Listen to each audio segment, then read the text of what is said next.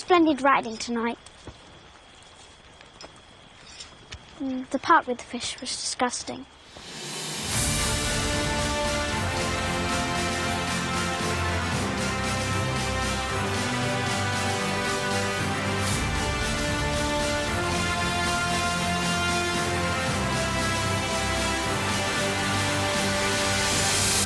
Welcome to the Unreal Hour. Hi there, and welcome to our show. I'm Fiona. And I'm Emma. And this is A Cast of Ice and Fire, episode 21. We are covering episode 2 of A Night of the Seven Kingdoms, which is called Hard Salt Beef. It was written by Aziza Barnes and Ira Parker, and directed by Owen Harris. So, let's talk about the cold open. Oh, really? Or not, can we continue overall thoughts first? Actually, the elephant in the room. Yeah. Okay, let's go for it. Wow. Was not expecting that in the opening scene. No. No, for sure. Obviously prosthetic. Well, yes. I don't think that... Really, it caught me off guard. It did. And my initial thought was, are they just taking the mickey out of how sexualised Game of Thrones was and how shocking it was at the time? Yeah. So is it but actually I watched the little short on YouTube with Ira Parker, and that wasn't what the reason was. No, it was something like there's an energy about Sir Arlen, a confidence, and that they felt like it has to come from somewhere, so he must have a massive... Yeah. And in the episode, there's a lot of doubting Sir Arlen. Well, yeah. So it's to big him up in a big way. Yeah, absolutely, because they shit all over him this episode. Yeah. Absolutely. I think that was Ira's wording, wasn't it? Yeah, it was. Yes. No, you're right. So yeah, they really go for it go for him. So they gave him this one shiny credit to his name. It actually almost felt satirical, didn't it? It did. Oh, it's so funny because it's like that you've got this voiceover going on as well, where Dunk's really, he's got his rose-coloured glasses on, right? He's seeing Sir Arlen through the eyes of someone that's grieving, where you just remember all the good parts about them. Yeah. And some of them you kind of make up as well. But yeah, I mean, that changes by the end of the episode. I think the rose-coloured glasses are off in that end scene, but we'll get to that later. For now, it's just this lovely voiceover where he's just like really... I mean, he's obviously trying to get people to remember Sir Arlen, so he's saying all these great things about him. In fact, let's just start with the clip. Let's just hear that wee scene. Awesome. You might not remember him, but... Stay there. Don't come back. He was a true knight. He was a lecherous old drunk. Different than other men, yeah. But great banter. He had a peaceable nature. Quiet and humble. A veteran of 100 wars, but an enemy to none. He always knew what was expected of him. He never complained. Even as he was dying, he just got on with it. He meant to be a benefit to those around him. It did not make him rich. He held no lands, sired no children. Up to as fit to see if they're made a hole. Right, See, great banter. From the rest of the shade. Hi-ho. Come on, Dunk. There's such a contradiction between what we're seeing and what Dunk's saying. Yeah. He wanted for nothing but the open air. And a fire to warm his feet at. That's them under a tree shivering. But still laughing. His skills as a warrior were unsung, but he had a chin cut from granite. And he was a Dunk's dogged knocking the fighter. crap out of him here. He kept on coming. I'll give him that. He did get up and go, let's go again. It was a really lovely scene. And then obviously it goes into, you can see his decline in health, and you can see Dunk seeing his decline in health, and there's sort of focus in on Dunk for a second, and you can see the sadness in him. And yeah, it's a weird scene because it starts off quite funny, but it ends up a little bit sadder because you know what's coming. But it's a great setup for the episode, to be honest with you, because it really is about Dunk's growth from living in his shadow, and now he's stepping out into being who he wants to be. And he's bigger and badder than Sir Arlen ever was, but he still sees Sir Arlen as this figure to live up to, when the fact is he could knock the crap out of him easy. Probably on his best day in his youth, Dunk could probably still knock the crap out of him. But absolute love that scene. It was funny. And yeah, like the shock factor of the bit at the beginning. I see what they're trying to do. One, what they said about Sir Arlen, but yeah, I think it is. It's like, we can still shock you in this franchise. Don't think you've seen it all. We have now. I hope Mission so. successful. I hope so. I hope we don't feel the need to prove themselves again. So yeah, Dunk's going on. You hear him talking to a couple of different lords, still within the frame of the voiceover. It's still a voiceover over scenes with Sir Arlen, but he's obviously talking to different people around the camp, saying, "Oh, you remember?" Is this him petitioning to get into? Yeah, yeah. So he talks about my father. Sir Arlen helped your father when he was near blind, to the first guy, and then the second guy, he says about Sir Arlen fought with your father, or maybe you, I can't remember, but at the Redgrass Field. Which brings me into what I love the most, a little breakdown of what Redgrass Field was, for those that don't know or can't remember. So it was a decisive battle that ended the Blackfire Rebellion. It was just this battle and the war was done. In this battle, we had Daemon Blackfire went down, his son went down, one of these twin sons. Another one picks up the sword Blackfire, the other twin, and he goes down shortly afterwards. At this point, this is when Bloodraven's come into the battle. He's firing arrows left, right, and centre. But then Aegor Rivers, Bitter Steel, picks up the sword Blackfire and leads another charge against Bloodraven's Raven's Teeth, his elite archer company. At this point, and the reason I'm bringing it's important to the episode is because we're introduced to Baelor and Maekar in the next scene, and they were decisive in ending this battle. They are known as the Hammer and the Anvil. Maekar created this shield wall, which Baelor hammered them right into. So Maekar's the anvil, he's the hammer, and the final rebels were defeated. In that moment, of course, Aegor Rivers escapes with the sword Blackfire, and goes and founds the Golden Company, and the rest is history. But the Redgrass Field mention in the same episode that we're introduced to Baelor and Maekar is deliberate and therefore worth a mention. So yeah, it said that Sir Arlen's nephew died in this battle. So that brings it back to the personal again, because the costs of this war are very different to people like Sir Arlen and his nephew than they are to Baelor and Maekar. Yeah.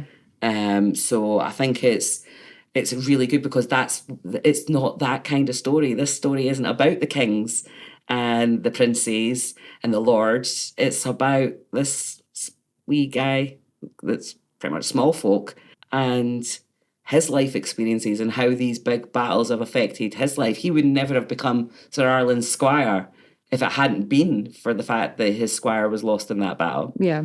So, yeah, I really love that was very subtly highlighted. Your average viewer that doesn't know the lore probably wouldn't pick up on it, but that's what we're here for.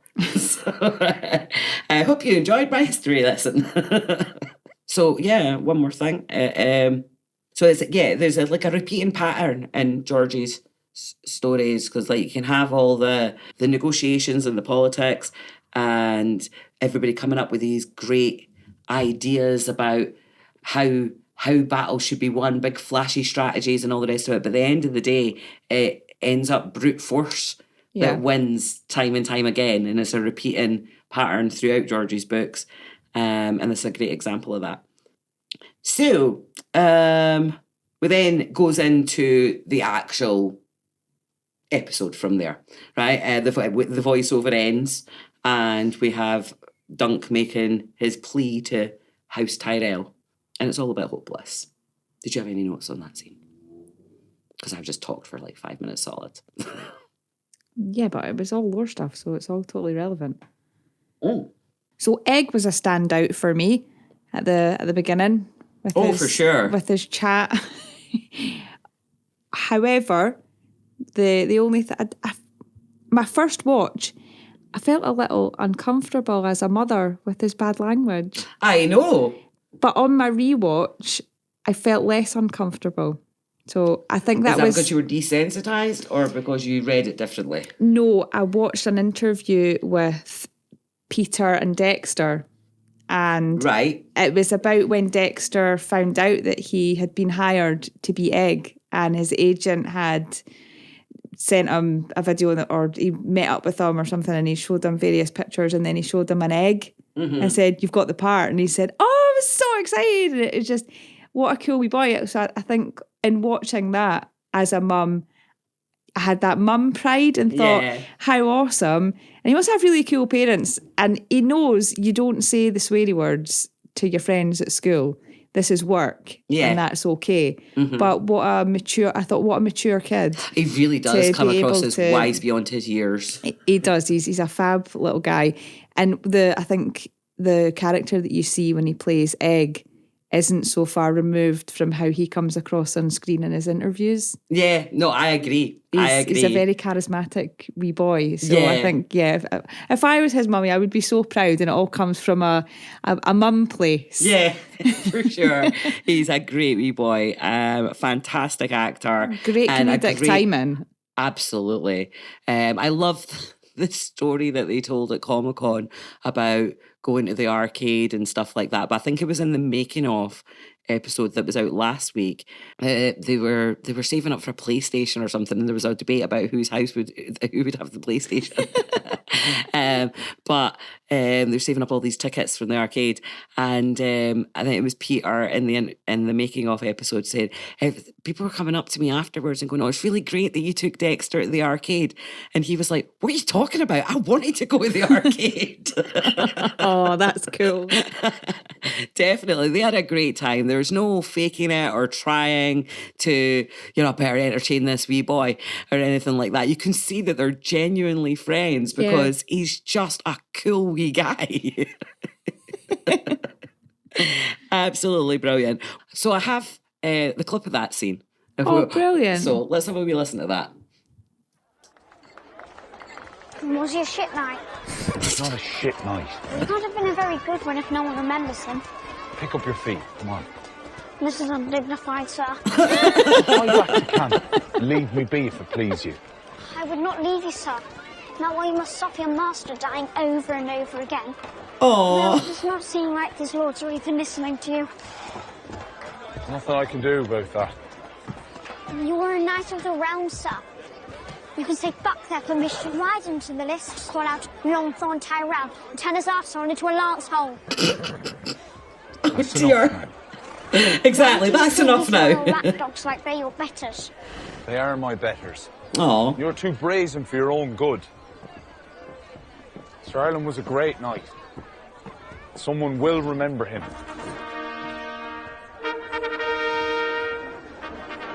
Enter Targaryens. Oh, take to see the banner, you darn cunt.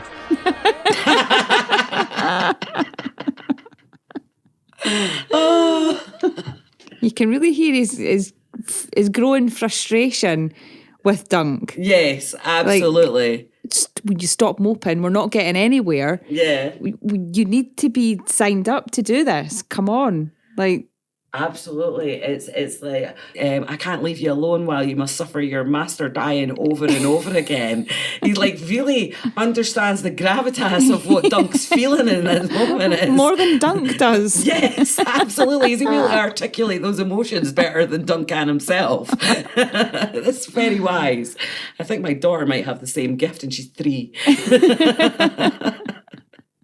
Breathe in, mummy, and out.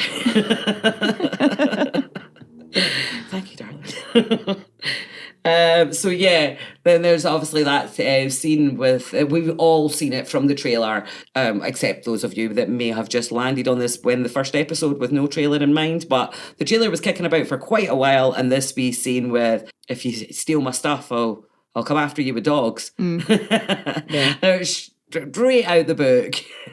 Brilliant, but as you pointed out, I know, how in her warm-up episode, she's like, nobody barked. Nobody barked in that scene. No, but it was funny. Yes. It absolutely Yes, it was funny. I'm a bit desensitised to it by this point because I'd seen the trailer several times before watching this episode. In fact, there was a couple of lines from this episode that were in the trailer as well, but they hit funnier in context, I would say. Yes. So this is an interesting scene because it starts from Leo Tyrell and of course Dunk's like pleading to him for, remember Sir Arlen, he's like, Sir Arlen said that you said that a hedge knight is the bridge between lords and small folk. And then he's off with Egg and the Targaryens come in, and from this point onwards it just goes into, it's like one long scene. Yeah. One scene into the next scene into the next scene without any actual scene breaks. Mm-hmm. But I think we get a good 10 minutes of flow here before we actually get a scene break. So it's really interesting how this all plays out. But I love the entrance of the princes. This is hilarious. Our Lord of Ashford humbly welcomes the great and honourable Baelor Targaryen, firstborn son of King Darren the Good, Prince of Dragonstone, Hand of the King, and heir to the Iron Throne. What a guy. And his brother, Mirka. It's Makar's face there. He didn't even get his name right for a start. Makar. And Makar's face when he doesn't get his name right. And then I just thought it was brilliant. It's this amazing intro for Baelor and his brother Makar. Makar. Sorry. Oh dear. It's so funny. Do you feel like it played out like that in the book? I don't think so. I don't remember it, but it has been a couple of months since I read it. It's not, it's not, no, it didn't ring as familiar for me. See, when the scenes that were straight out the book, I'm like, oh, this is word for word. This is verbatim. Yeah. I love it. And I know, and I don't think this was. Correct me if I'm wrong, guys, if you know better, but I don't think that it went down like that in the book. Maybe I missed it. So, when I watched it, I think on the page, the moment carries more weight. Yeah. Because I've built this up in my mind as the Targaryens. Yeah. And Game of Thrones, Daenerys is a big thing. She has dragons, fire and blood. The Targaryens are huge. They have dragons. It's a big thing. The people they fear them, revere them. Yes. So this was like, oh, there's been no dragons for 50 odd years. About that. And it seemed a bit visually flattened what I had in my mind. So I think this was, visual versus imagination. Yeah. Book. So in my mind, this was way bigger. Right. And then I watched it on screen and I was like, oh, I thought this was bigger in the trailer too. So my mind has absolutely tricked me. But this was a Right. huge, big thing. Because they've turned up in force here. And I think this is because they have no dragons. They have, nothing that makes them stand out from everybody else anymore, except the fact that they Apart are from Baelor. Targaryens. And Baelor, of course, he's awesome. Right? What a guy. But so they've turned out in force to this little backwater tourney because they have to be seen. They have to have a presence, and a large one at that. This is the part of the Targaryen dynasty. There was just so many kids. So many kids born at this point. I think the count for Daeron grandchildren is 11. So, Wow. yeah, he's got 11 grandchildren and 4 sons and, a sister that's married to a Dornish prince as well. And, the Targaryen family at this point is massive. And that's how they're managing to hold what they've got, because there's so many of them and they're showing up in force to these minor events. I wonder, is there maybe a downplay to fit with Dunk's perspective where the show's coming from? Maybe, yeah. And other shows have experienced a huge visual from the Targaryens, but this show is more downplayed.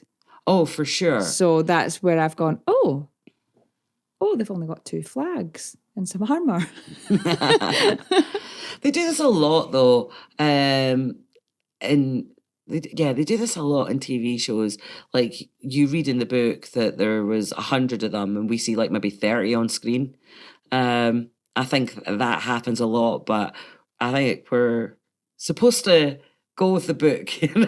But the people that are watching that haven't read the book can only go with what they see on screen, and it didn't seem like it's that huge a presence as what it is portrayed in the book, because there was definitely 100 knights they showed up with. Yeah. In the next part of this scene, it has the opposite effect for me. Right. But we're not there yet, because there's a few funnies before then. Yeah, for sure. So we're then introduced to Lady Gwyn Ashford, who is the Queen of Love and Beauty at this tournament. Okay. So the interesting thing about the way these tourneys are set up, again, I'll give you the lore. Brilliant. I believe that they're all different. It depends on whoever's tourney it is, their rules, right? But this tourney in particular, and many like it, the Queen of Love and Beauty is assigned 5 champions at the beginning of the tournament. And those 5 champions are then challenged by others. And if they lose, they are replaced by the guy that challenged them and beat them. And so on and so on. And the 5 standing at the end are the winners of the tourney. Or maybe they then whittle it down to 1. I'm not sure on that. Don't quote me on that part. But so that's how it works. So this is the lady that they're all fighting for today. Over this weekend, or however long the tourney goes on for. This is the young lady. And she's a strange one, but more on that later.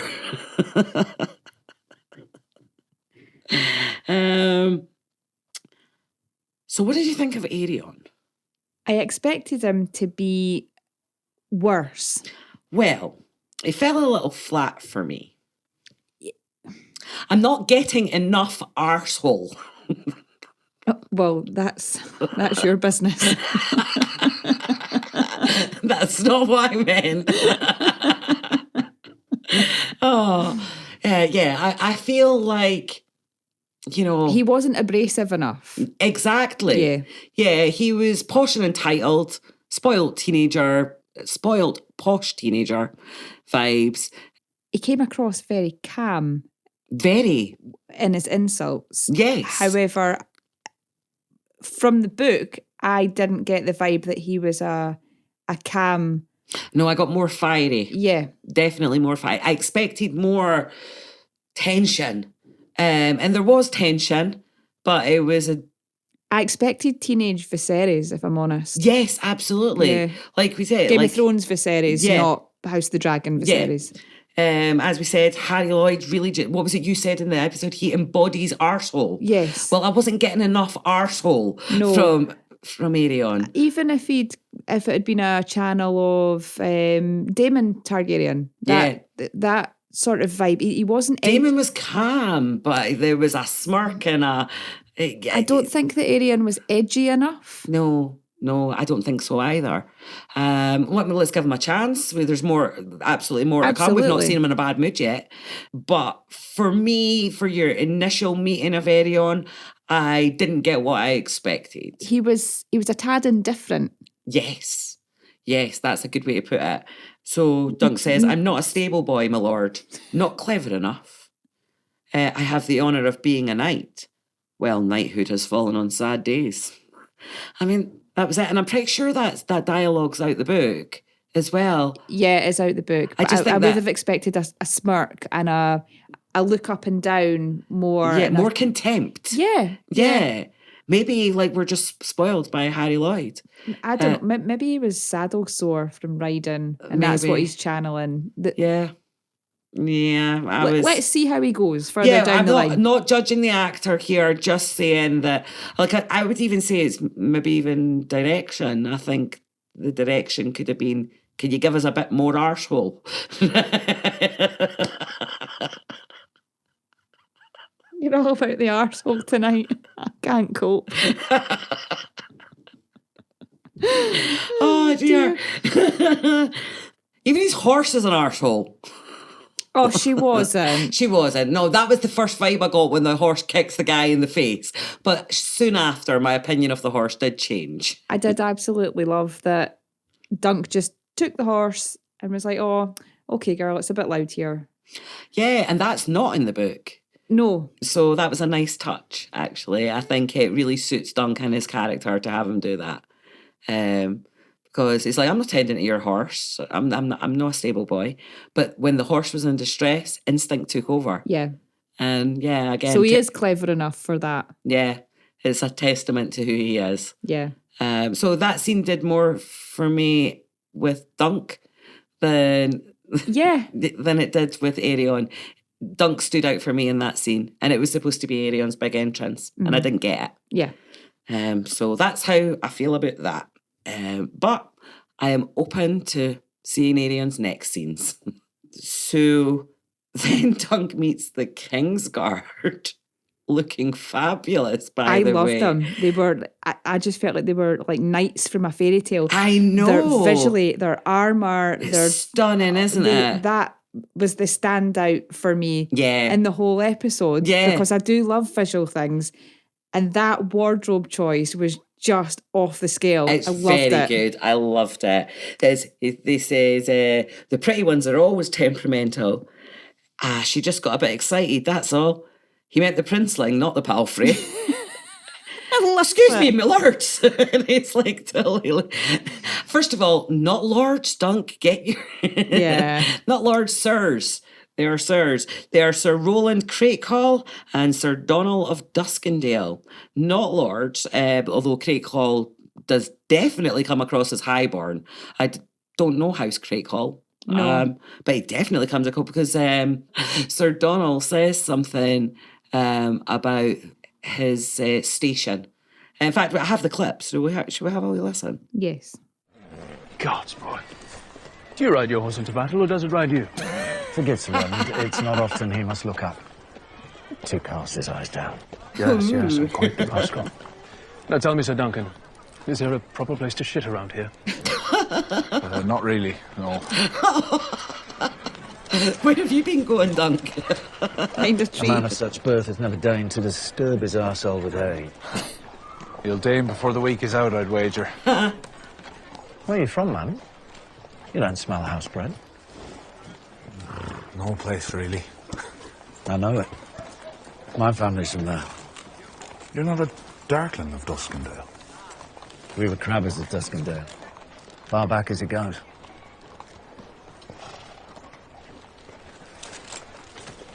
May I ask, sir, that the son of a crabber came to have the honour of being a knight in the Kingsguard? Same way we became crabbers.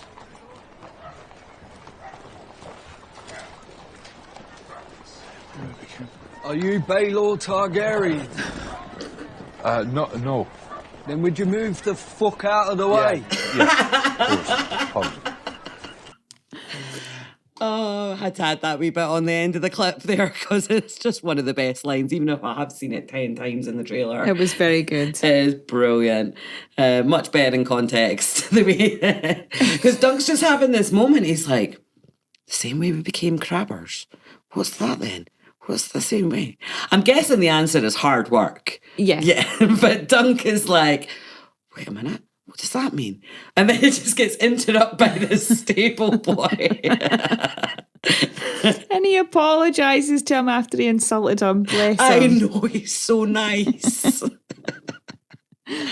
He's such a brilliant character, and he just like Egg was saying to him, is like, hey, stop treating these people like they're your betters. And he's like, but they are. And he needs to change his viewpoint of this, as long as he's still going, yes sir, sorry sir, blah blah blah. Get a bit of swagger about you. Cowering like a maiden on her wedding night. That's it. That's exactly it. So yeah, from there Dunk sneaks around the castle, which also not in the book. He kind of stumbles on them accidentally in the book. Yeah. Whereas this shows like actual decision, but it also shows his desperation. Mm-hmm. He's like, he needs some, and he knows that Baelor's another person that might know Sir Arlen. So he's sneaking in, hoping he can maybe just, and he's just nosy, I think. But there's so much in this scene. Before I get into that, because there is so much in this scene. Yeah. Is there anything you want to say about this scene before I No, I'm go good off to on one? move forward. Fab. So we hear this bickering conversation between Maekar and Baelor, and it's brilliant. It's just so brotherly. So it's like, perhaps the young princes have been delayed.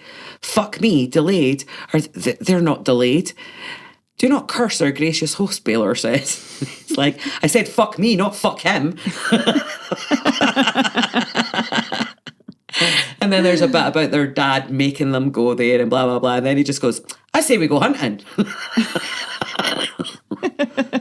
Yeah, your sons are missing and let's just go hunting. You're not that bothered, obviously. So we learn that Daeron's got form for this. He was commanded to enter the lists, and Baelor thinks that Maekar shouldn't have commanded him that.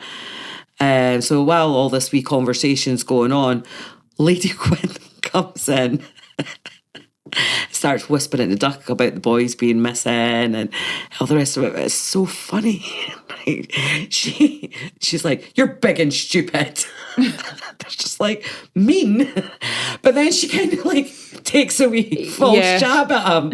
And I was just thinking back to, you remember that movie, Stand By Me, with River Phoenix and Will Wheaton and Corey Feldman. And Corey Feldman's character in it has got his little pal Vern, who he keeps doing that to, taking a wee swing at him and then going, 2 for flinching, jab, jab. I just like, she ran off without getting her 2 for flinching. That's all that went through my head in that scene. Oh dear. I know. I'm showing my age there, eh? But yeah, funny wee scene with Lady Gwyn. Don't know what her story is. She's a bit cuckoo. So then there's like obviously more they'll turn up chat. No doubt Sir Roland will turn him up and Aegon along with him. So that's how we got the 2 boys, Daeron and Aegon. Maekar's like, when the tourney's over, perhaps. To which Baelor says, Daeron belongs on a tourney field no more than Ares or Rhaegal. And Maekar's reply confused me, because he then says, by which you mean he'd sooner ride a whore than a horse. Which was probably an accurate description of Daeron, but not of Ares or Rhaegal. Mm-hmm. I mean, they're not fighters, that much is clear. Rhaegal's a gentle soul and maybe a wee bit afflicted with the Targaryen madness. And Ares is bookish, and while he married, I think it was a Penrose he married, but he barely went near her. And isn't really, there's not any stories about him whoring either, so it's an interesting line to me for something that's been so lore accurate up to now. But maybe they just meant that, maybe he was just referencing Aerion himself and the fact that the three of them have no business on a tourney field for their own reasons, own separate reasons. But this is where the family tree thing comes in a bit, right? Because it's like, okay, so who's who? So we have Aerion the king. He's Aerion the second, I believe. Yeah, so we have Aerion the second. And he has 4 sons. So those are Baelor, Ares, who we just mentioned, Rhaegal, who we just mentioned, and Maekar, who is also in the room. Baelor has 2 sons, Valar and Matares. I believe Ares has no sons. Rhaegal has sons. I'm not sure who they are. Pass. Pass on the who they are. But they definitely exist because they make up the 11 children. And then, of course, Maekar has the most. He has the 4 boys and 2 girls. So his 4 boys are Daeron, Aerion, Aemon, and Aegon. And his daughters are Daella and Rhae, I think. So that's where we're at. This family tree is freaking huge right now. Maybe his comment just comes from his brother's not being as busy as he has been. Well, yes. And creating trueborn Targaryens. Absolutely. He has been very busy. He has. He is married to Diana Dane. Oh, right, okay. So Dornish, but they were there before the Rhoynar. The House Dane was there long before the Rhoynar. So they may have married in with Rhoynar Dornish over the centuries, millennia. No, maybe 1,000 years. I don't know. Well, they're not over the trueborn centuries. Targaryens then. That is very true, because there's none of that sister-wife thing going on there. No, so at this point in history, has that... This is probably the most diluted the Targaryen blood has been, because Daeron also married another Dornish princess who, a Martell. Yeah. So Daeron is married to Martell, and who was his... Oh, of course, he was Aegon's father, but who was his mother? Daeron's mother was his sister wife. Yes, Nerys. Nerys, that's right. So Aegon the Unworthy was married to his sister. So from the next 2 generations down, they've married outside the family. So this is probably the most diluted the Targaryen blood has been ever since Aegon's conquest. And even before Aegon's conquest, they were pretty much doing the sister-wife thing and marrying in with the Velaryons every now and again. And it ties in with there not having been dragons for over 50 years. Yeah. So that necessity maybe feels lesser for them. Yeah. So that's the reason, isn't it? Well, yeah, it's to keep the bloodlines pure, to keep them connected to the dragons. It's all about the dragon bond. And these dragons are connected to their bloodline. So, yeah, that has always been for the sake of keeping the dragon rider small. You know, the amount of people that can do this. Because if everybody can do it, you're no longer gods. So no more dragons suggests it has to be for political alliance rather than... They had to bring Dorne into the fold. Yeah. That's... And then that next generation of Maekar marrying into House Dane, another well-established first men officially, but there, if you read the World Book, guys, there's heavy hints that House Dane were there before the first men. But that is another lore deep dive that I don't have in me right now. Let's go back to Dunk and Baelor. Let's go back to that indeed. In fact... so yeah, obviously the bit with is happened with Lady Gwen, and he's doing a bit more eavesdropping. There's a wee bit more, oh no, where are the boys? Chat, and I think there's a bit of chat as well about Daeron being, he will change or I'll see him dead, which is a bit harsh, Maekar. But like, come on, like I know he's a bit of an arse, but he's not a bad guy. He's just a bit useless. Leave him alone. It's good because it gives us a sense of Maekar as fiery tempered. So he wouldn't actually see his son dead, but his nature is to be fiery and yeah, there's a lot of, like, it's the embarrassment, I suppose, as well. You can see it's really affecting him, and he doesn't really quite know how to articulate that. So he's like, it will change, or I'll see him dead. I think I liked that we got that from Makar, and then we have Baelor, and they're such opposites. Yeah. So it set that up quite well, the dynamic between the brothers. Absolutely. The dynamic between them is actually really great. You've definitely got that big brother, little brother vibe going on. It's like the other two in the middle don't exist, to be honest with you. Yeah. It's like the two of them. In fact, there's a lot of parallels between Robert and Stannis. Okay. Right? There's a very much, there's a moment in the clip when, what was it? Dunk says to him that Sir Arlen called you the soul of chivalry, and Makar goes, ugh. And he's just like, ugh. Let's hear that clip. Yeah, let's do that. Actually, I've got a wee clip from before that part of the scene. Awesome. Yeah, I've got two clips from this scene. Brilliant. So let's do the first one first. We'll get to the other. But yeah, the brotherly rivalry between them, you can see it's there. And I suppose it's always going to be there with princelings.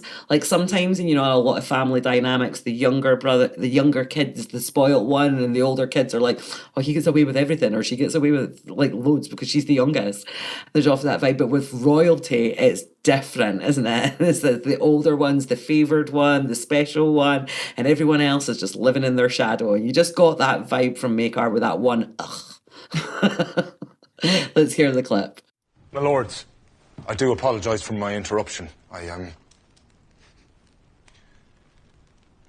have asked Sir Manfred Dondarrion to vouch for me so that I might enter the lists, but he has refused to do so. Who? What the fuck is going on? We are the intruders here, brother. Come closer, sir. And others too.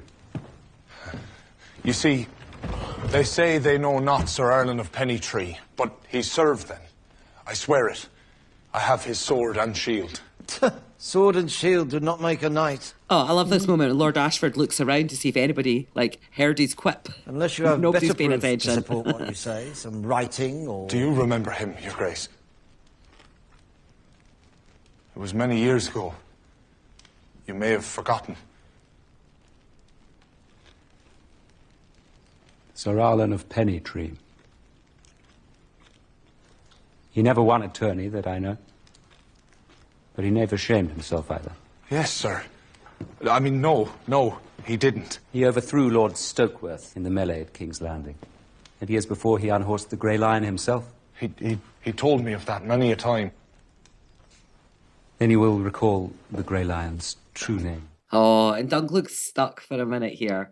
And he is. If we go back to the book, the internal monologue is, oh, I know his name. I know his... Think, Dunk, think. Oh, I know it. I don't think I know it. I know it. And then it comes. And we get a very long pause to accommodate for that. And you can see it all going on in his face anyway. Great face acting. Absolutely. He's really stuck there. But the whole scene's brilliant. That bit with Lord Ashford as well. He looks around the room to see if anybody knows. He looks at Makar specifically, and Makar's just eating or drinking or something, like not paying attention to him. And his wee face, he's brilliant. He's like, oh, I was quipping in front of princes and nobody noticed. That was very good. But loving it. Dunk is just so awkward and he's adorable. But yeah, let's hear the rest of the scene. Sir Daemon Lannister.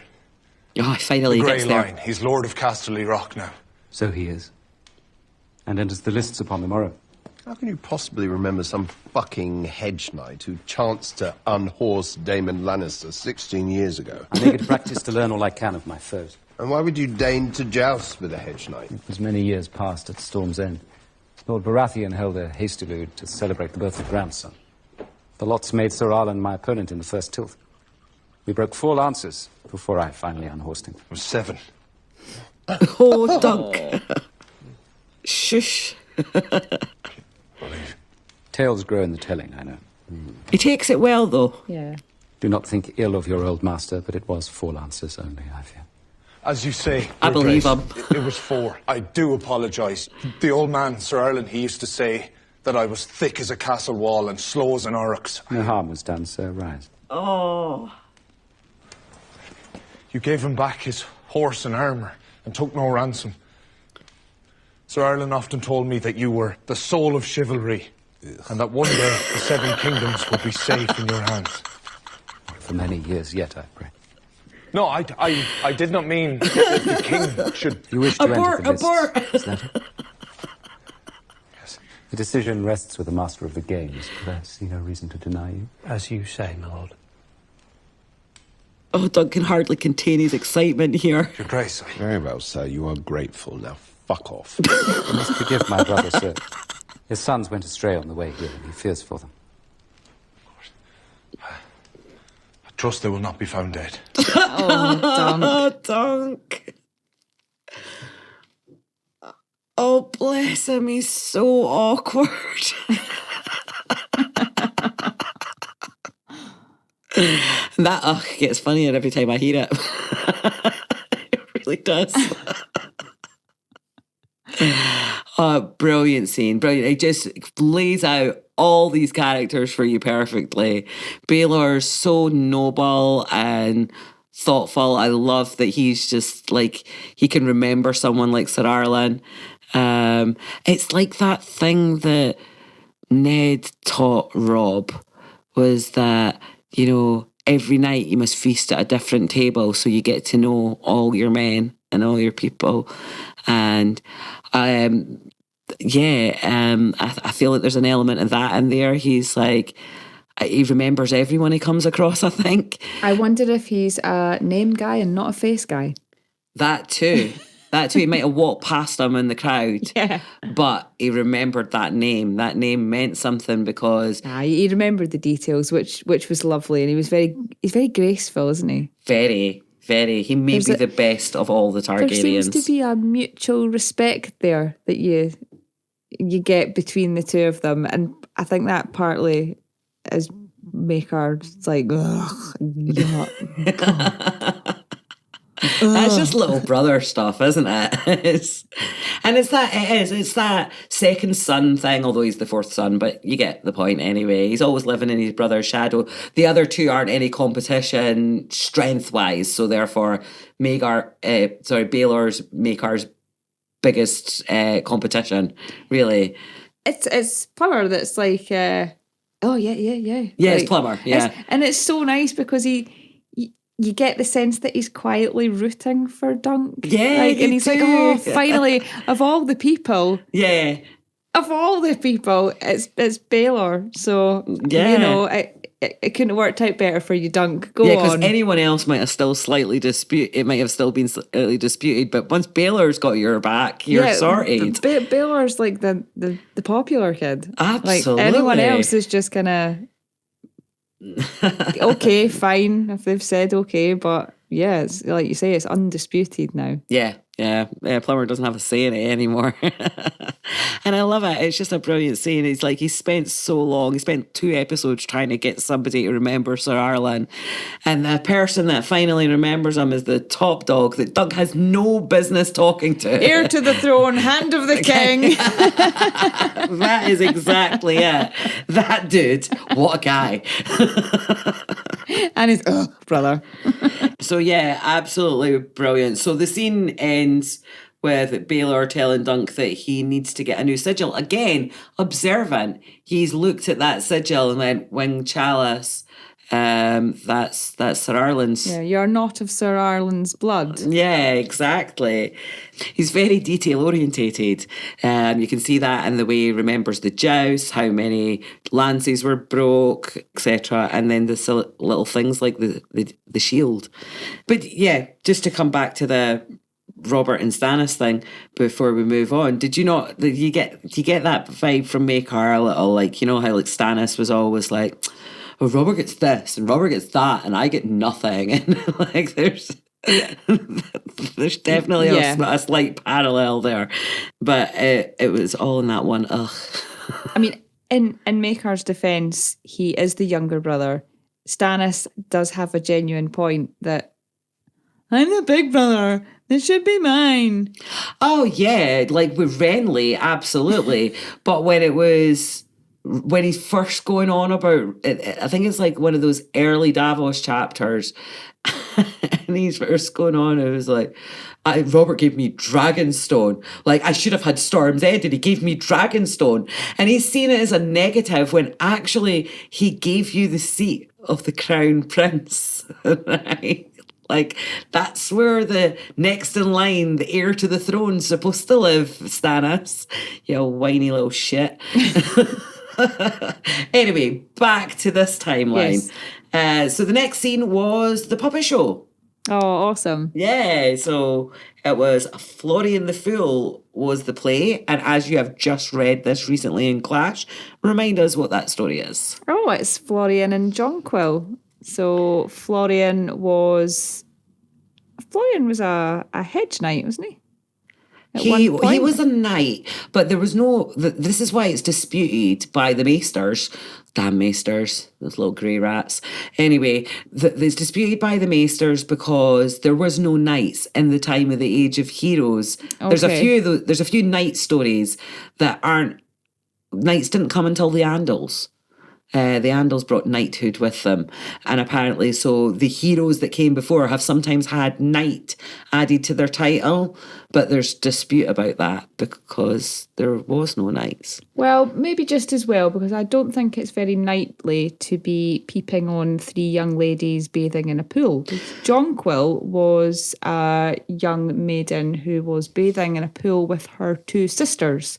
That is right. And that is why we have the place named Maidenpool. It's named after Jonquil. And actually there's I think a bathhouse there this time period or Game of Thrones time period, and it's supposed to have healing properties in the bathhouse in the pool.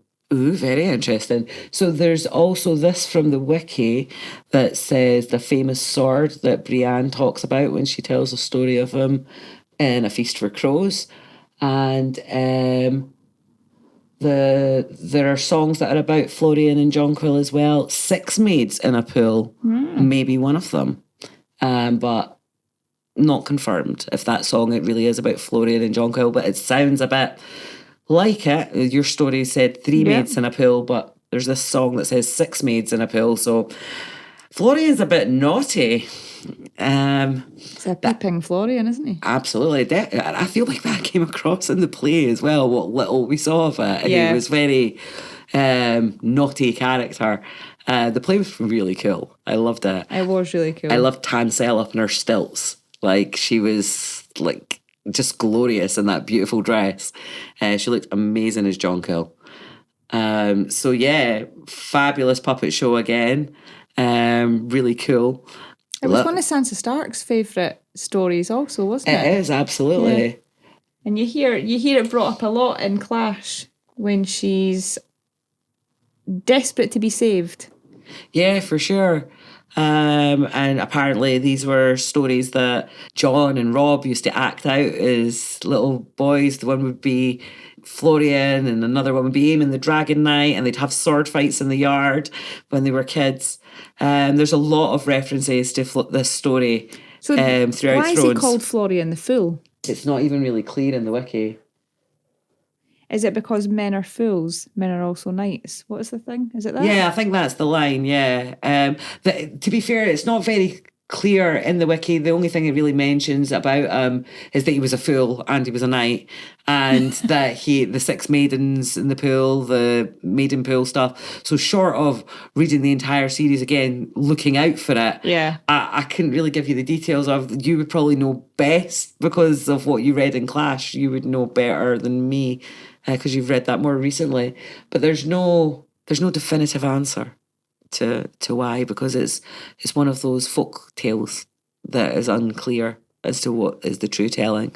Well, the puppet show was cool. It was very cool. So yeah, the puppet show was great, but then the scene after with Dunk with Tansel and Egg as his wingman was hilarious. Egg. Egg was so like cheering him on. He's just like, come on, just say the right thing. It's also like, dude, I just came to see a puppet show. Why do I have to be your wingman? This is so awkward. Oh, it really is. So yeah, Dunk gets his shield painted by Tansel, who eventually decide on a tree, a sunset, and a falling star. An elm tree, yes. And this is a sigil that we have seen before, but I explained this in a previous episode. Yeah. That it is a shield that Brienne gets painted for her. I think it's in a feast that she gets it painted because she remembers it from her father's armory. It's so cute that it's like the first moment where Egg feels that him and Dunk have really bonded, or they're going to bond. Yes. At the end of episode 1, and they're underneath that elm tree, and there's the shooting star, and Dunk tells him, "Oh, go to sleep," and then he's him, smiling, and he does, yeah, he does a little smile that Dunk can't see, and I love that in that moment he's thinking, "Oh, think something meaningful," and it's meaningful to Egg, yeah, and their little friendship. So yeah. that's so sweet that seems to be the birthplace of that. Yeah, absolutely. It's something that connect like that tree, because Egg mentions the tree obviously, and it's the particular tree that they had slept under, and then obviously that makes Dunk think of the shooting star, and it's a beautiful little moment between them that's unspoken, because right now Dunk is trying really badly to flirt with this beautiful girl who is, I take it back. Yes, she is tall. She is just tall enough. Yes. Tall enough for what? So awkward. Oh, it's brilliant. So yeah, I clipped the following scene with Egg, where let's. I've titled the clip "Pep Talks." I'm not sure if that's actually what went on, but here's the clip anyway. It's this when he's like, basically, did I make an arse myself? Aye. Oh, I love this scene. Brilliant. Is that ill-handled? The puppet girl. Oh. It didn't feel well-handled. She is taking your shield. Yeah, for pay. You are both gigantic.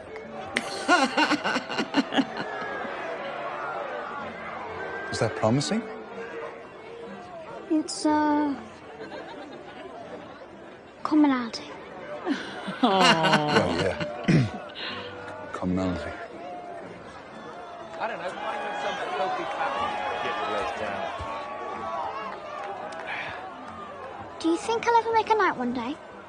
Sure, why not? You're a likely lad. I'm a bit puny. Oh, You'll grow. Bless. Even for my age. Everyone's always told me so. and Egg has his own insecurities. Yeah. Everyone's always told me I was stupid. Egg's face here is brilliant. And And? What? What did he do when people said you were stupid, sir? What business is that of yours?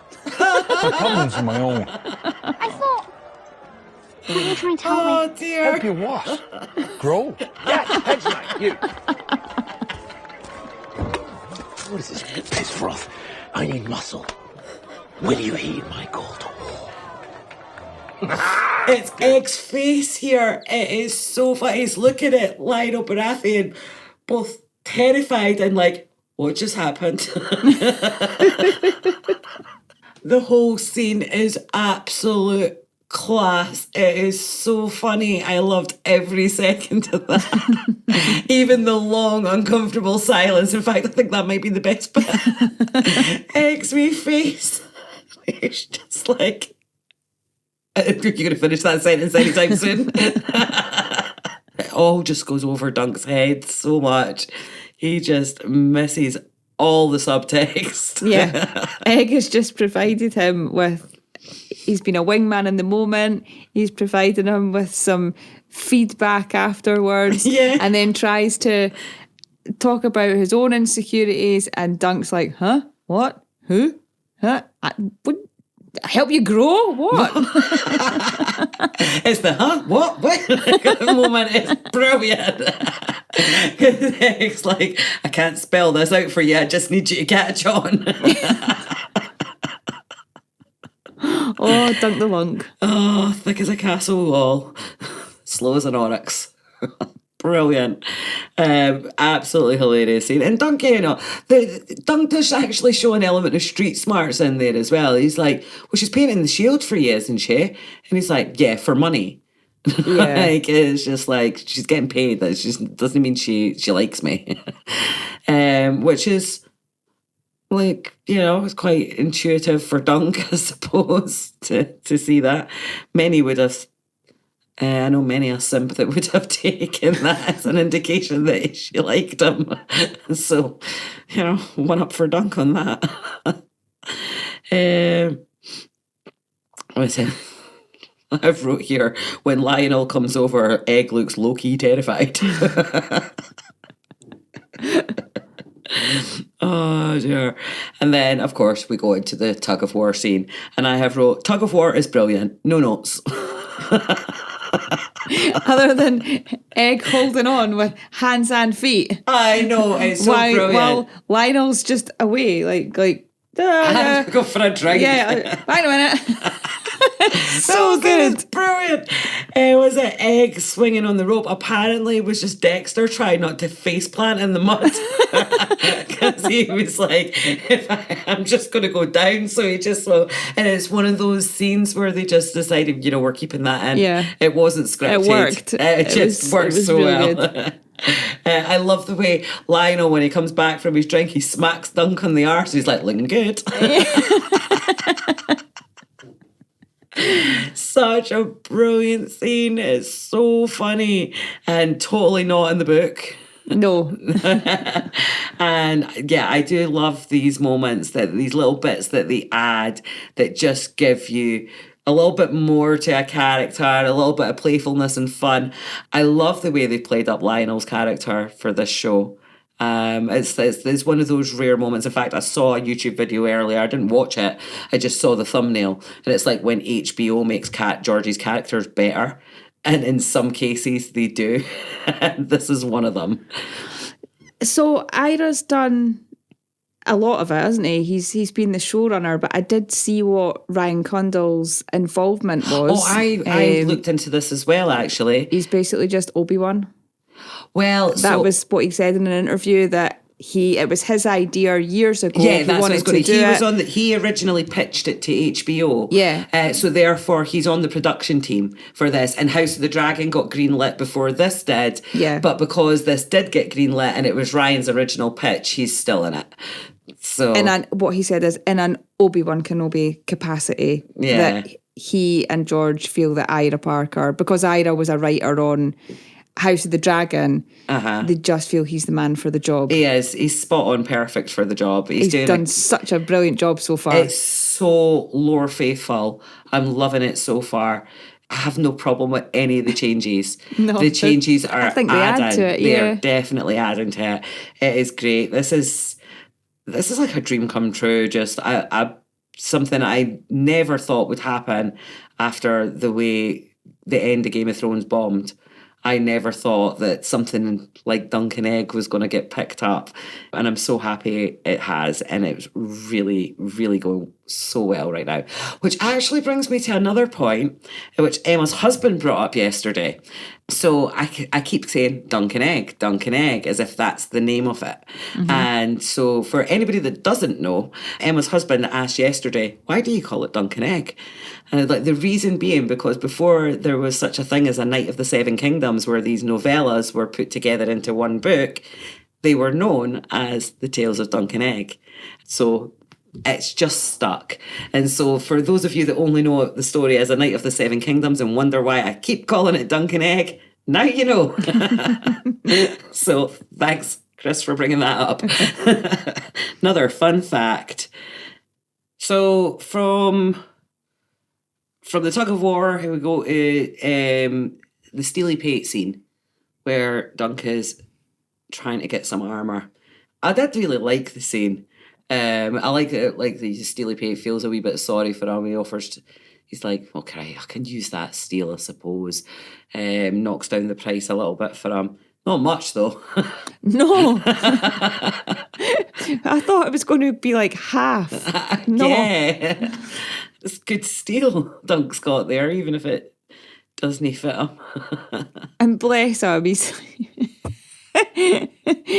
like, well, I made armour for bigger. Yeah. Oh, like, have you? There's bigger than me? Oh, great. Brilliant.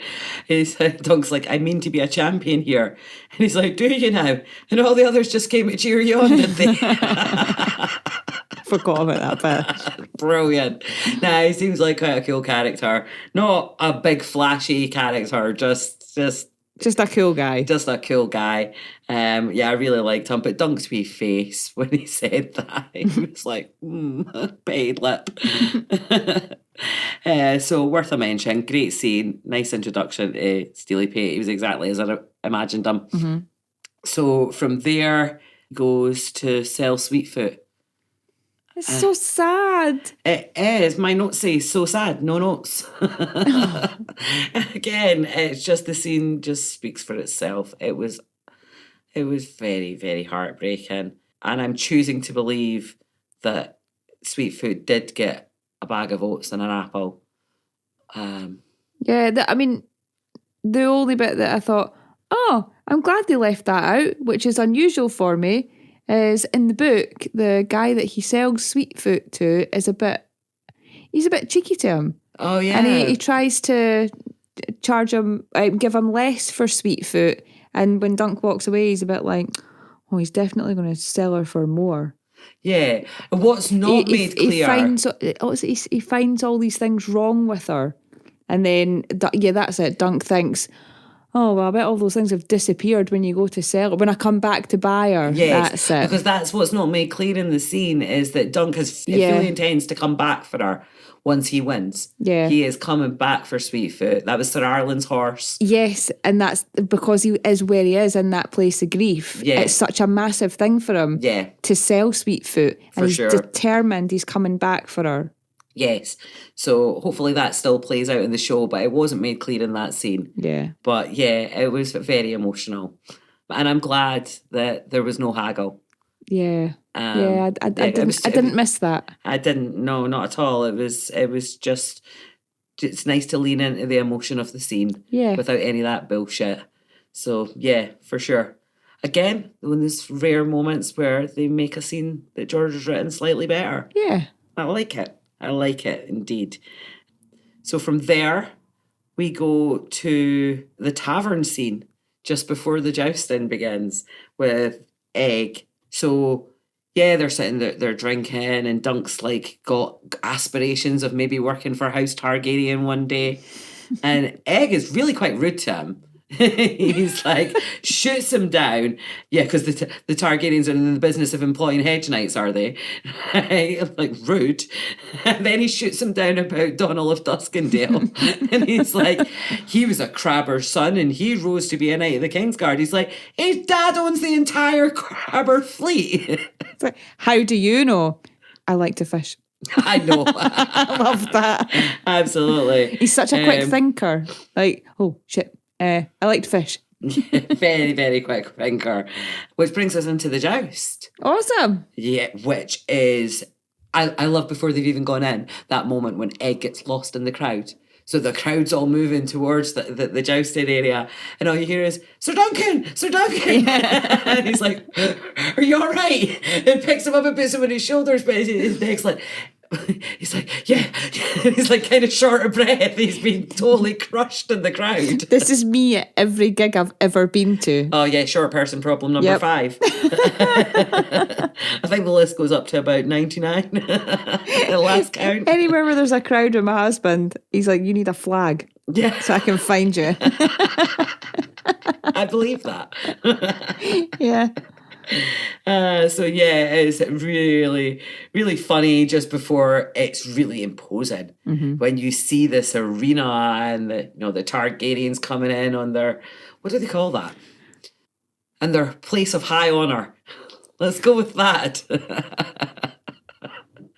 Don't know what it is. But yeah, so just the whole setup, it's like, we have never seen a tourney like this. They're definitely coming true on their promise to do the best tourney that this world has ever seen. What did you think about the choice of the tourney beginning in the dark? I thought it was really cool. I never really thought anything of it, but now that you mention it... It set the scene differently. We've seen tourneys in Game of Thrones. Always in the daytime, Always in the daytime, yeah. So this being in the dark was set a really different tone. I never thought anything of it, and I wonder if I just thought that that's how it went down in the book. Is that how it went down in the book? I can't remember. I can't remember either. And I don't know if there's any indication of seasonally what time of year it was. It could have been winter time, so it could have still been sort of late afternoon, but dark.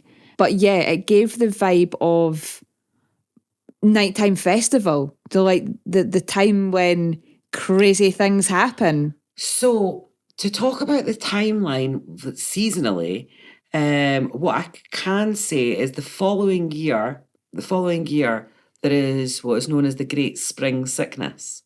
Okay. So, I'm assuming if it's spring, it would have been nighttime then, because spring's late March, April, and sunrise generally. So it could be early spring? Yeah, sunset is generally around 7 o'clock. Yeah, I would say. Which makes for a nighttime party. Yeah. Really cool. I definitely sets the scene well. I don't know if that's a change from the book, but if it is, I like it. I loved it. I thought it was great. Very good. So, getting into the introduction of characters, etc., the first one that we see is clearly a Tully. Yeah? Yeah, with these fish. Yuck. Exactly. Like what like it's a bit Ozzy Osbourne, wasn't it? Yeah, do you know what's funny? I didn't get Tully, I got Ozzy. Well, I saw the fish. I went, oh, that'll be a Tully then. And then he did that. And I was like, oh, I didn't need to see that. In fact, I have seen that way more times than I am comfortable with. Raw and wriggling. It's very Gollum, isn't it? It is so gross. But I want to say, in this scene, the heraldry and sigils is chef's kiss. It's just absolutely brilliant. We've got Tullys, we've got Lannisters, we've got Lionel Baratheon, we've got Hightowers, and of course, Targaryens. Valar's armour is amazing. It is amazing. It is so cool. He looked quite imposing, and that is really the only real introduction we get to him is just him looking imposing in his fabulous armour. I love the bit with Dunk and Egg, and Dunk's like, oh, he'll be the favourite to win then, and Egg's like, I'll take that bet. Yeah. Absolutely brilliant. Just so imposing. And it, like, as we said earlier about this tourney with the 5 champions and everything, it didn't play out like this in the book with a 5-lane jousting. It was joust one after the other. Yeah. So this 5-lane jousting thing that they've added in is so cool. Yeah. It definitely just made the whole spectacle bigger and more wow. Loved it. So have you got any notes on the joust? Not really. Nope. So we've got Dunk clearly feeling overwhelmed from the first collision. Yeah. Yeah, there's you can see it. He's starting to go, oh shit, am I ready for this? So there's definitely little bits of doubt starting to creep in there. We've got Valar's riding against the Hightower. And I'm just going to say that, I'm not saying Lord Hightower because it could be the brother, it's not necessarily, I'm going on, I have no names, I'm just going on sigils. So we've got Valar's riding against the Hightower, and then the Hightower guy falls over into the Tyrell lane. And he's on the deck. The Tyrell guy's charging at him, and he drops his lance and goes to pull out his sword to get this guy on the ground in front of him. But he takes a lance in the side from the Lannister that he's actually supposed to be jousting against. He's too busy. He noticed the guy in the deck in front of him forgets that he's actually in the middle of a joust with the Lannister on the other side, so he just jabs him in the ribs. So he goes down, lands on the barrier, and then lands on the barrier, rolls into the next lane where a horse is coming, charging at him at full speed, which he just then mounts. Like, how? This Tyrell guy is quite impressive. This is the guy for the beginning of the episode that was chewing on the sour leaf and couldn't remember Sir Arlen. Well, he's magnificent, right?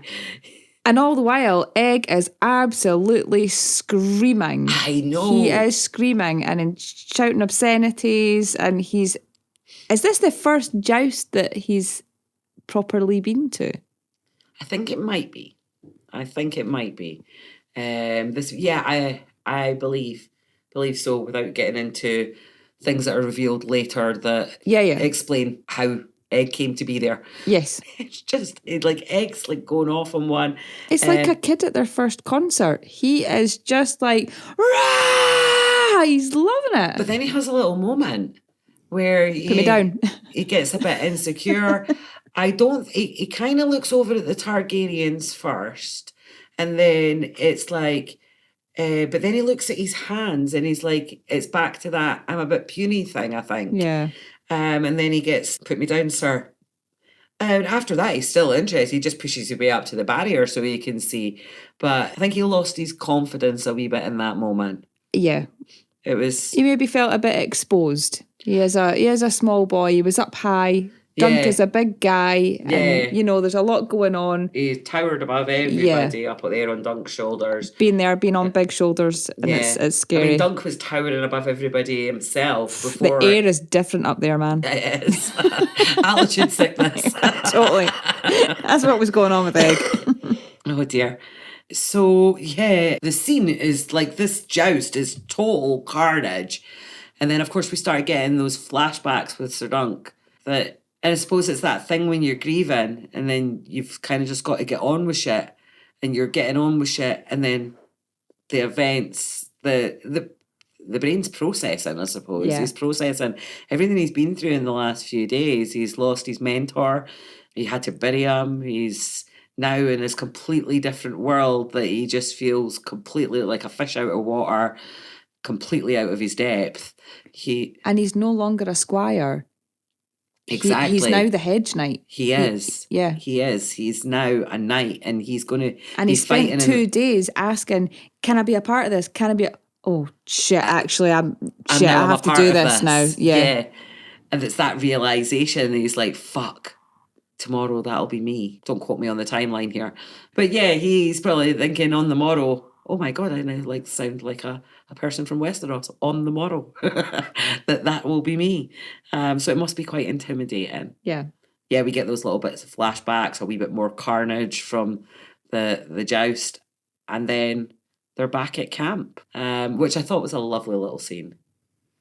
I like that both episodes have started and ended in a similar way. Mm. So they've started with a Sir Arlen scene that's had a shocking part in it that's quite gross. But we seem to end with the camp. Yeah. I would like that to happen. Yeah. Well, there's actually a really cool juxtaposition going on there with those two scenes. And I'd done my notes and I thought, oh, the episode's only half an hour long. I've got some time before you come over. I'll just hit play again. And I just finished my notes. And of course, having just seen the end and then seen the beginning again, I suddenly noticed this thing that I didn't notice when I was doing my notes, which was the juxtaposition between those two scenes, the cold open. Because in the opening scene, it's very much, Sir Arlen's awesome. He does this and he did that and he's such a good fighter and he always gets up and, he just kept going and all this positive Sir Arlen vibes. And then in the end scene, he's like, he was a drunk and a bit of a womanizer. and he wasn't making any friends. And it's like the rose-coloured glasses are off now. He's processing his grief. He's processing his grief. He's gone from the seeing only the good parts to actually going, well, seeing him for real and who he really was. And it's time to bring him down off that pedestal that he put him on. And it's his time to shine now. Yeah. He's been living in his shadow and he now sees it, that it's time to step out from that shadow. But anyway, I clipped the scene, so let's hear it. Splendid riding tonight. The part with the fish was disgusting. Agreed. Something the matter, sir?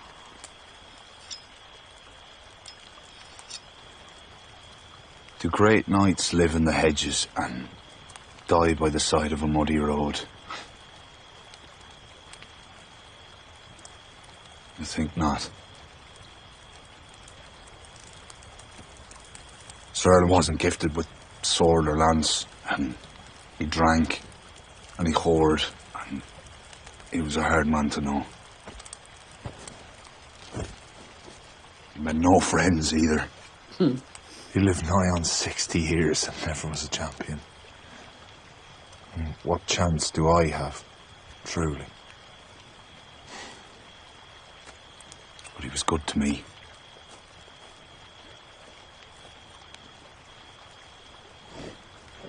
I wasn't his family, but he kept me like we were.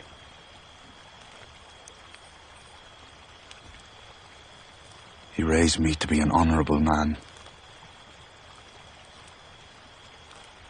And all these noble lords can't even remember his name. His name was Sir Erlen of Pennytree. And I am his legacy. On the morrow, we will show them what his hand has wrought. Ooh. There we go. It's his coming of age moment. Yeah. He leveled up. For sure. No, loved it. Brilliant ending. And beautifully bookended with the opening scene. Absolutely. Very, very well done. So, did you have any further notes? Anything we didn't discuss? I did not. So this is the part where we would normally have our RIP section, and House of the Dragon has never let us down for a dead body. And this episode of Dunk and Egg, there was no deaths. Is a first for us, covering any Westeros content for that to happen. But we felt like there was still things to say goodbye to. I would just like to say that there was a death that no one has noticed. It was the death of the fish. Oh, yes. There was a fish, wasn't there? There was a sad death of a fish. That fish was... brutally seen off from this world. And then thrown into the crowd. So that was sad. There was also the death of Dunk's rose-coloured glasses for Sir Erlen. Dunk, definitely, as we just said, he levelled up, he moved on. He saw Sir Erlen for the lecherous old drunk that he really is. Even though he had a massive wang. Well, that helps with the whoring, I suppose. Not if you're the whore. No. Danger money for that. We also said goodbye to... For sure. We also said goodbye to Sir Erlen's sigil and shield. Yes. The winged chalice of Sir Erlen of Pennytree is no more. She's still laughing. We also said goodbye to Sir Erlen's armour to stealing paint, which fetched a measly 200 of the price. Shocking. That was good steal, man. Although small. For a much smaller man. We also said goodbye not forever, to Sweetfoot. Not dead, but there was an emotional goodbye that needs to be acknowledged. She was Sir Arlen's horse and Dunk's friend.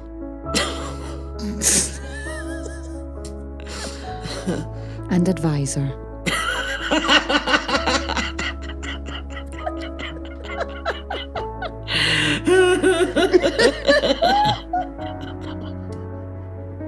So ridiculous.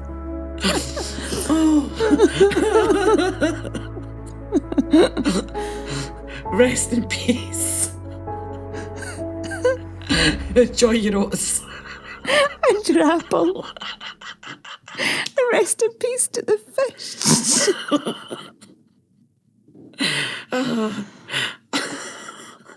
No disrespect. None whatsoever. The whole episode was ragging on fucking Sir Arlen. We've been kind. We at least gave him a eulogy. Twice. Once for him and once for his memory.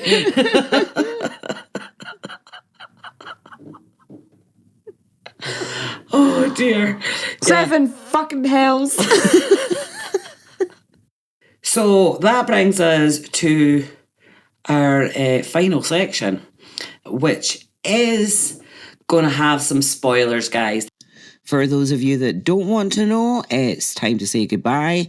Check us out on Facebook, Blue Sky, Instagram at The Unreal Hour. You can also check out our website, theunrealhour.com, where you can find links to all of our content. Check us out, leave us a comment, and we will see you again next week.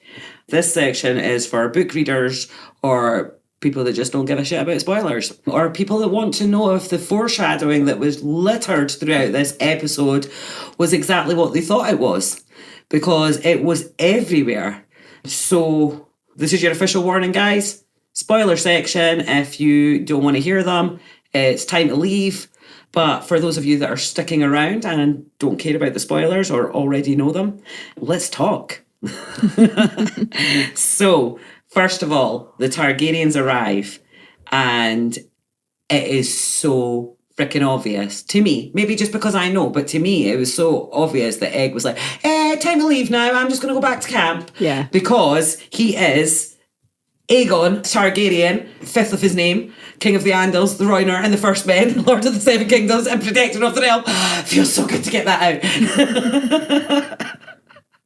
He is obviously a Targaryen, for those of us that know, and as soon as his family arrive, he is like, time to go tend to the fire. And he is off. So that was very, very obvious. Why ever wrote meeting the Kingsguard here is a thing about... Oh, yes.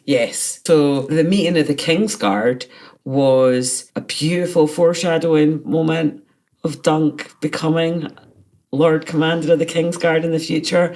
The moment he first claps eyes on him. What? He is... Really? Yeah. Right. But I haven't read those books yet. And yet I still know. Maybe it's because, Jaime Lannister read out a page from the book of the Kingsguard in Game of Thrones and told us all. And not to mention Maester Aemon talking about his little brother Egg. So, right, for those of you that have seen Game of Thrones and did not know, shame on you. Shame. Thick as a castle wall. Yes. Sorry if that offended any of you, but... Here we are. It's the spoiler section. Here we are. The books have been out for 30 years, guys.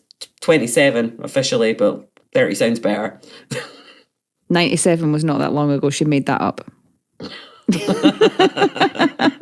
I'm lying. I'm not that old. The 90s was like 10 years ago. What are you talking about?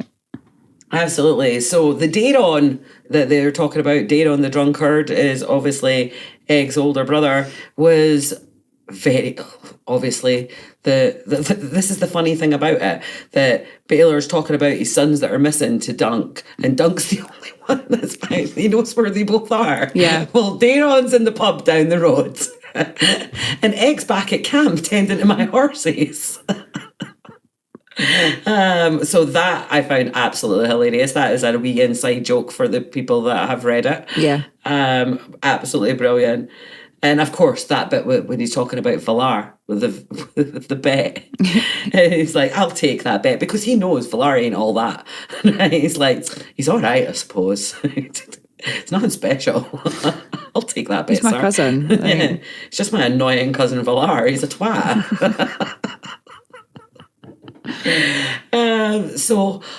Those are the things that I've been holding back through the whole episode. So, what did you think about the moments with Egg where he was? I felt like that moment in the crowd. He has so much knowledge, and Dunk's like, "Oh, how do you know that?" And he's like, "Oh, I like to fish." Like, yes. Oh, come on, Dunk. Even the way he talks is very obvious. Yeah. He said, "Oh, he's from King's Landing, but not Flea Bottom." Right, and he talks like that, and I mean, He calls him Valar. He doesn't say Prince Valar or any kind of title. It's Valar. First name basis here. Yeah. The clues are all there, and Dunk is just going right over his head, all of it, from the moment with the penny in the first episode and the King's Landing connection. There's so many moments where the writing's on the wall. Dunk I don't think he reads very well, actually. Bless him. In fact, I think there's a moment in one of the later books where he's like, "Egg, my eyes aren't very good. Could you come and just help me with this word? What does this word say?" What he actually wants is a translation for the whole page. Yeah.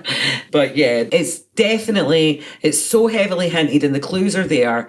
I would like to think that I certainly did when I read the book. I read the clues for what they were. And so it was not a surprise to me to find that Egg was a Targaryen. But I think even like if I was coming into this new and watching this for the first time, not knowing this story, that I would be starting to pick up on this by now. What do you think? Do you think you would be starting to get it? Well... Or do you think you would have got it? Well, I already knew. Obviously. It's hard to say what you would have done if you didn't know. But in the book, they described him as having violet eyes. So from the violet eyes, I would have been boom, exactly. that's it. So it's quite obvious very early on in the book, the violet eyes, the shaved head. You immediately know what the shaved head's for. The articulation, him being a little boy, he absolutely would not have that level of articulation if he was an orphan from Flea Bottom. It's not, it just wouldn't be that way. No, absolutely. And his knowledge of lords and sigils and hierarchies and princes is way beyond what you would expect a boy of that age of low birth. Yeah, and he would have an element of the way Dunk is, he would know his station, that he is of low birth, and he would be more humble. Yeah. Whereas he's very cheeky, isn't he? Very. He's he has an air about him. I don't think he's had many clouts round the ear. No. He probably deserved a few. If he's had any clouts round the ear, it's come from Aerion. Yeah. So Aerion, I mean, there's some... we won't get into that yet because it hasn't come up yet, because there is some nasty things that Aerion's done to Egg when they were growing up that Egg will probably tell us about later in the season, so let's leave it for that. However, that comes from he's his older brother and he's a bit of a knob. So if anyone is going to give him a clout round the ear and could get away with it, it would be his princely brother, wouldn't it? It would, absolutely. I don't think his father's really got it in him. I mean, I'm sure he's capable of Makars all talk when it comes to his sons. Exactly. That's where I was going with that, for sure. He's a grouchy dad. Definitely. Very grouchy. I love that. Sorry, we didn't mention it earlier, but the moment when Dunk comes in and started going, "I'm Sir Duncan, I was squire to Sir Erlen," and Maker's like, "What the fuck is going on?" And Baelor's like, "We are guests here, brother. We're in the way. Other business has to continue." But yeah, I loved Makar. I thought he was actually really cool and funny. And I did moan about the way his character looked in the trailer. However, in this episode, no, he has the beard thing. I think it was a lighting thing. Yeah, it's all going on. It's great. It's Makar in my head. I thought he would have more beard, but there was definitely beard. I think there was enough beard. There was enough beard. Yeah. Definitely. And he's the right level of grouch. Yes. He will make a good king. We're going to have to step over a lot of dead bodies to get there, though. Yeah. Yeah. So it's four children and 11 grandchildren to get to Egg. Yeah. Yeah. That's a lot of dead bodies in the coming years. Whoop whoop. Lots of RIP. Yeah. Oh yes, exactly. We will have content for an RIP section, I'm sure. Maybe not so much in this first couple of... Listen, that fish deserved a good send-off. Did. Oh dear, he bit his head off as well. It was so Aussie. I now think it's so Gollum. Yeah, it is. It should be. That's so George. Everybody that is a George fan knows how much George loves Lord of the Rings. Lord of the Rings is one of George's comfort stories that he always goes back to. Me too. And his favourite part is the scouring of the Shire, which of course did not make the movie. Yeah, that's kind of awful, George. There were better parts. I don't know. I think for him, it's that just because the big bad's gone doesn't mean He just hates a happy ending, doesn't he? Yeah, that is George. Yeah, to a T. That's it. I don't do happy endings. I do bittersweet. Well, I think we've exhausted this conversation. We have. Absolutely. So let's wrap it up. Did we have a clip for this?